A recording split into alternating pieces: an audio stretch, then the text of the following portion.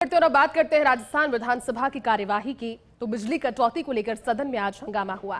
ऐसे में कांग्रेस विधायक मनीष यादव ने पर्ची के माध्यम से मामले को उठाया। विधानसभा में पूरक प्रश्नों के जवाब में बोले ऊर्जा मंत्री हीरालाल नागर। कहा कि बिजली कटौती के लिए राजस्थान की पूर्ववर्ती सरकार जिम्मेदार है। नागर ने कहा कि पूर्ववर्ती कांग्रेस सरकार के समय कुप्रबंधन रहे और बैंकिंग समझौते के तहत लौटाई जा रही बिजली के चलते कटौती अब करनी पड़ रही है। ऐसे में मंत्री नागर ने यह दावा भी किया, इसके बावजूद सरकार प्रदेश में उत्पादन में बढ़ोतरी के लिए प्रयासरत लगातार है। अन्य उपायों के जरिए बिजली की निर्बाध आपूर्ति के लिए लगातार प्रयास जारी है।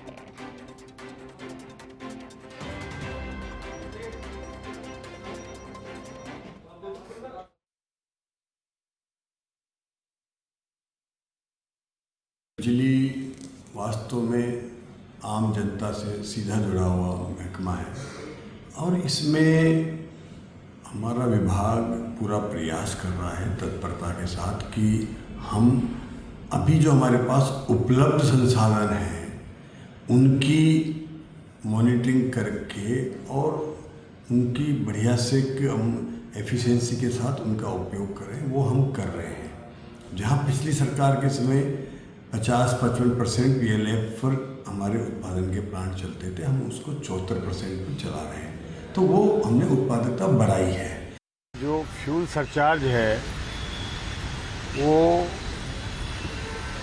RAR के निर्देशानुसार नियामक आयोग की जो गाइडलाइन है उसके अनुसार वसूला जाता है। और ये फ्यूल सरचार्ज एक जो हमारी फिक्स रेट है बिजली की, और उसके बाद हम जनरेशन से बिजली खरीदते हैं और उसको वेरिएबल रेट में कहीं कोई बढ़ोतरी होती है तो फिर उसको फ्यूल सरचार्ज के रूप में बिल में जोड़ने का एक प्रावधान है।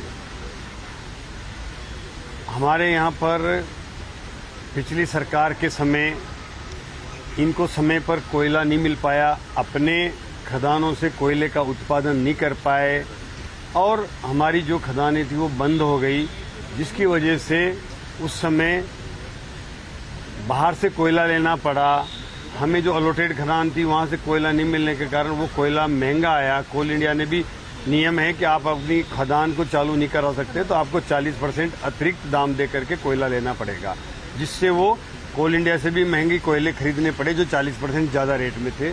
उसके अलावा पिछली सरकार ने इंपोर्ट कोयला खरीदा, जहां आज हमें 4000 में कोयला मिलता है, 4000 पर टन में, वहां पिछली सरकार ने उसको इंपोर्ट कोयले को 18,000 रुपये टन तक खरीदा। वो सब भार जनता पर फ्यूल सरचार्ज के रूप में आया है। अभी भी हम पिछली सरकार के द्वारा जो बकाया फ्यूल सरचार्ज इन्होंने नहीं वसूला और वो उसमें चुनाव के कारण इन्होंने वसूलना बंद कर दिया, उसको लागू किया है और उसकी वजह से ये फ्यूल सरचार्ज जनता पर आया है।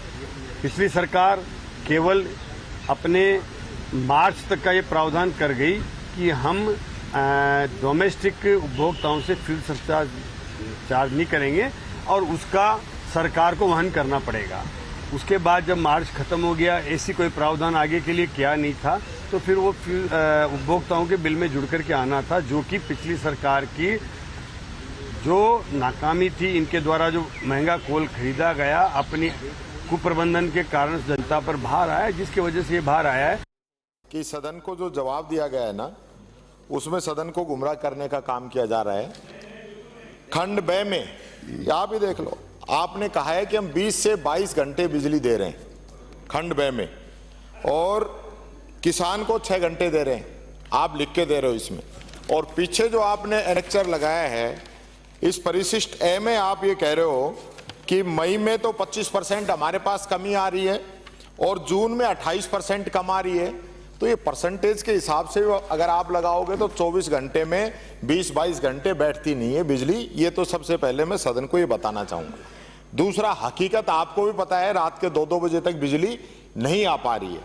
मानिए मेरा सीधा सा प्रश्न है, आ रही है तो बहुत अच्छी बात है, जनता को जवाब देना कि मुख्यमंत्री जी ने ये निर्देश दिया था कि प्रदेश के अंदर बिजली कटौती नहीं होगी, और बिजली कटौती होगी तो हम जिम्मेदार जो अधिकारी कर्मचारी उनके खिलाफ कार्रवाई करेंगे।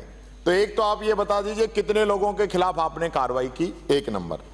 दूसरा, आपने टोंक में एक कार्यक्रम में आपने कहा कि कांग्रेस का जो एमओयू गलत हो गया उसके कारण 900 लाख यूनिट हम बैंकिंग के जरिए वापस दे रहे हैं। और उससे अगले दिन आपने यहां प्रेस कॉन्फ्रेंस में आपने कहा प्रेस में कि हम 147 लाख यूनिट वापस कर रहे हैं।